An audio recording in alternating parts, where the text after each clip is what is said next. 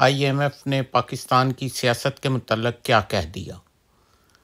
बिलावल भुट्टो से अमरीकी सफ़ीर ने आज क्यों मुलाकात की? बरतानवी आर्मी चीफ की जनरल आसिम मुनीर से मुलाकात की अंदरूनी कहानी। और फिर पाकिस्तान की सियासत मुस्तकबिल में क्या रुख अख्तियार करने जा रही है, ये सब देखिए मेरे आज के वीलॉग में। बिस्मिल्लाहिर्रहमानिर्रहीम। नाजरीन, आज के दिन मैं अपने मुल्क में होने वाली एक्टिविटीज़ पे एक नज़र डालता हूँ तो उसकी एक तवील फहरिस्त मेरे सामने आ रही है।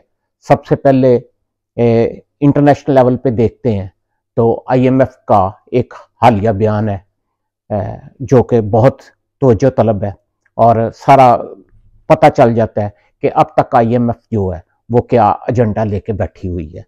दूसरा आज जो अहम डेवलपमेंट थी वो बरतानिया के चीफ ऑफ आर्मी स्टाफ की, हमारे चीफ ऑफ आर्मी स्टाफ जो हैं जनरल आसिम मुनीर, उनके साथ मुलाकात थी। तीसरी एक और अहम डेवलपमेंट जो है वो हमारे वज़ीर ख़ारजा बिलावल भुट्टो ज़रदारी, उनकी अमेरिकन सफ़ीर से मुलाकात थी। ये तो इंटरनेशनल लेवल के मामलात थे।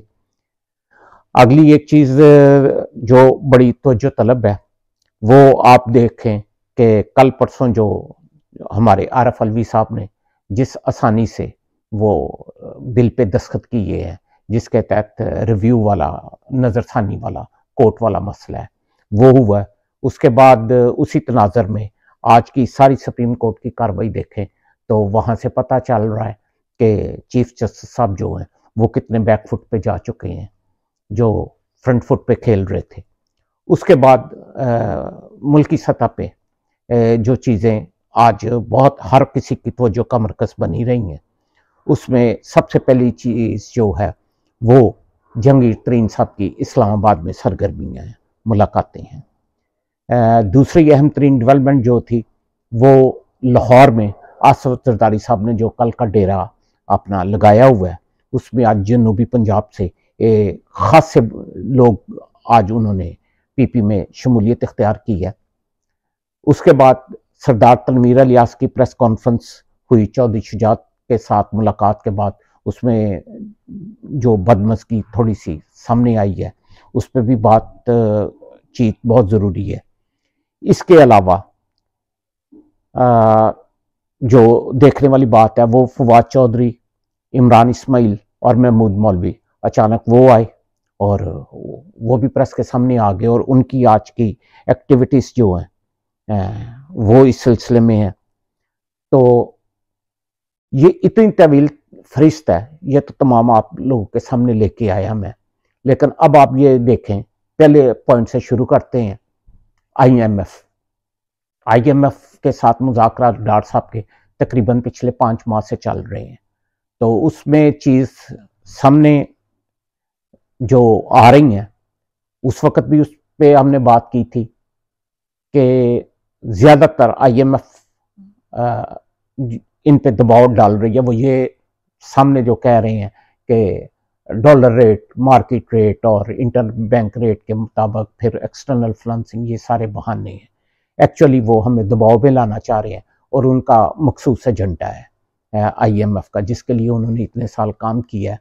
और ऑब्वियस चीज़ है वो आपके एटमी असासाजात, एक तरफ तो वो बात है, दूसरी तरफ आप जो रशिया और चाइना लॉबी में आप गए हैं और पिछले ये मई के महीने में जितना तगय्युर पाकिस्तान की सियासत में भी आया है और हंगामा आराई भी हुई है।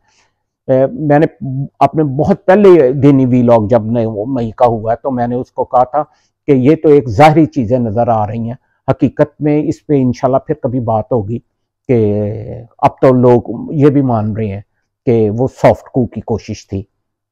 तो सॉफ्ट कू जो है वो सिर्फ सिविल जद्दोजहद से नहीं होते, उसमें कुछ और भी फैक्टर हैं और उस पर इंशाल्लाह बाद में बात होगी।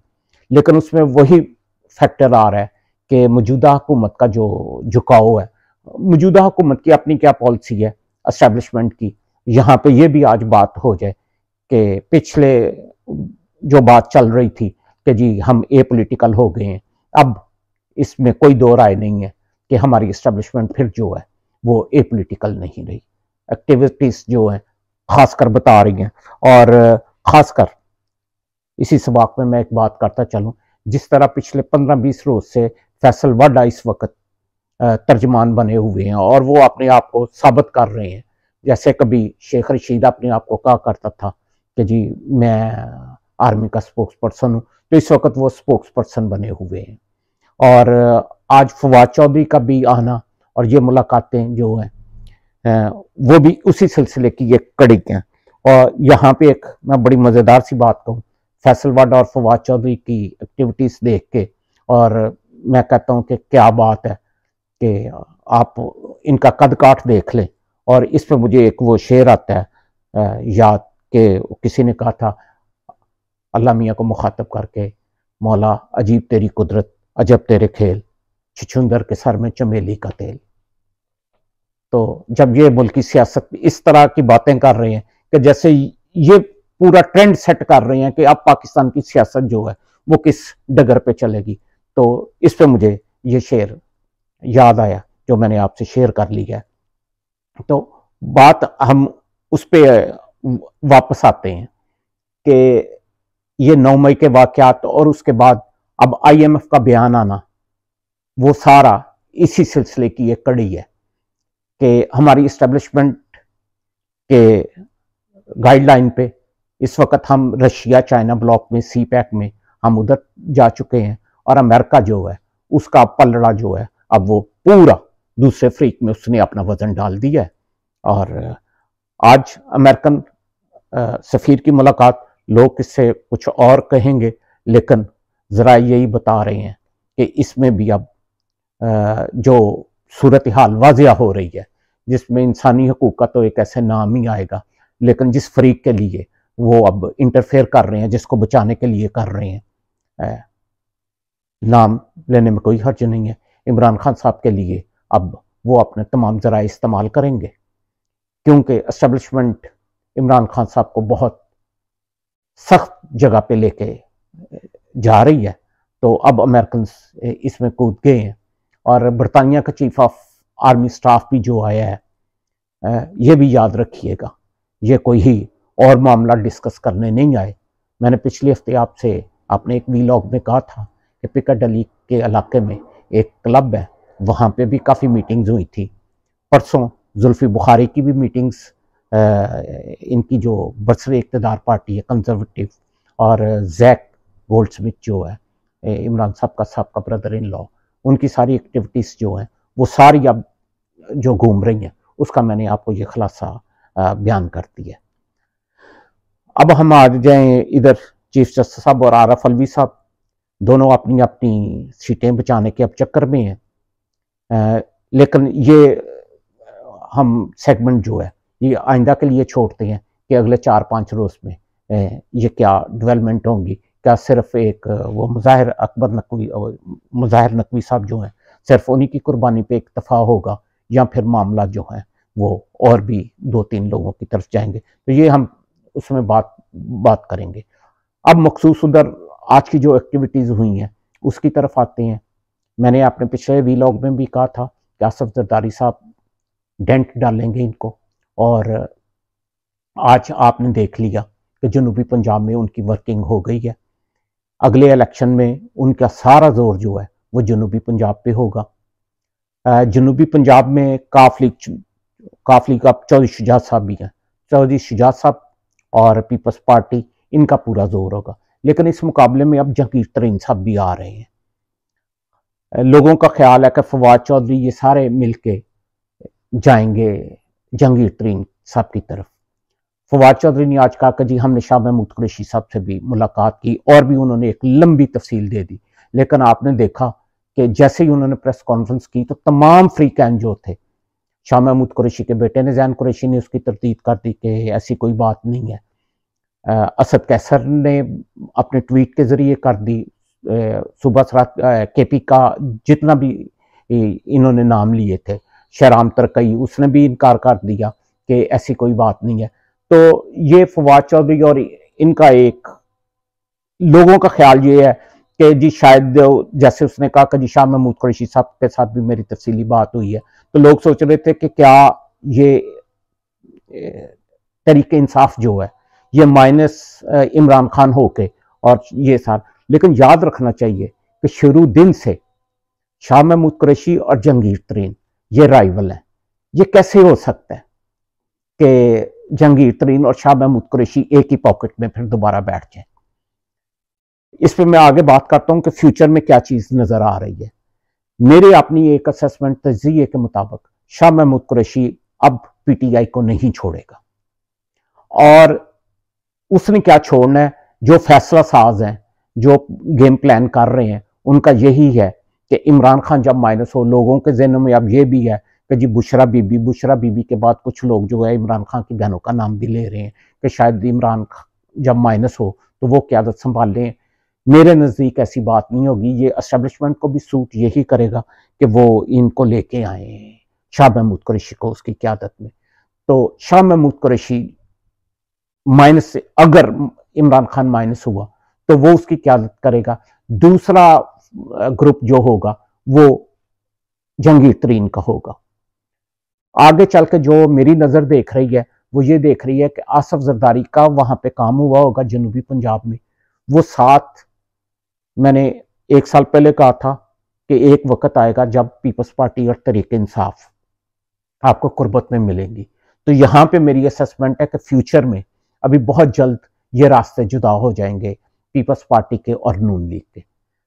तो अगली ग्रुप बंदी जो मुझे नजर आ रही है वो ये नजर आ रही है, काफ लीग चौधरी शुजात के सारे बंदे पीपल्स पार्टी और शाह महमूद कुरैशी तरीके इंसाफ को जब लीड करेंगे तो ये आपको एक साइड पे नजर आएंगे। जहांगीर तरीन साहब और नून लीग जो है वो आपस में इनकी कुर्बत बढ़ेगी, और ये इस तरह का एक मुझे नजर आ रहा है। लेकिन आप देखें, आप सारे एक्टिव नजर आ रहे हैं, यहां पे आपको नून लीग कहीं एक्टिव नजर नहीं आ रही। नून लीग के इस वक्त पल्ले में कुछ नहीं है। गालबन इम्कान यही है कि नवाज शरीफ साहब अगले 15 रोज में पहुंचे पाकिस्तान, या 20 रोज, अब यही महीने के अंदर अंदर वो पहुंचे, क्योंकि उन्होंने अपना अवेल भी करनी है नजरसानी की अपील जो है। हाँ, तो फिर जब नवाज शरीफ पाकिस्तान में आएंगे तो उस वक्त फिर ये सियासत गर्म होगी।